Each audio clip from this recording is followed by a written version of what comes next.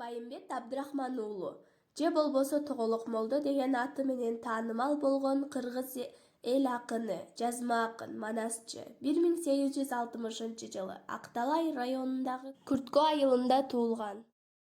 Атасынан 14 жашында ажырап, андан кийин аталаш агасы Музоке ырчыны ээрчип, ошонун тарбиясында жүргөн.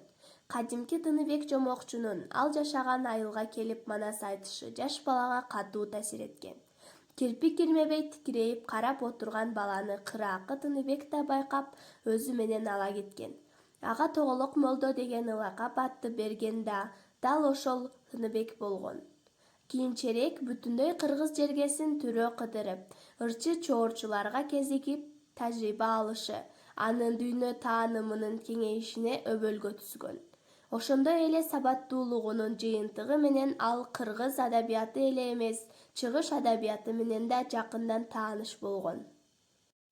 18 жашка келгенде акын болдум атанып, манасты бүт үйрөндүм Тыныбектен жат алып деген Тоголок молдо Санжыра тарыхты да мыкты өздөштүрүп, манастын тарыхый доорун тапканга да бир топ далалат кылган.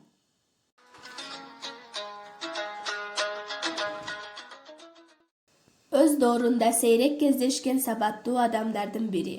Балдар адабияты үчүн кайталангыс чыгармаларды калтырган жазгыч акын. Ошону менен эле бирге төкмө манасчы Тоголок молдо 1942-жылы өзү туулган Күрткө айылында каза болгон.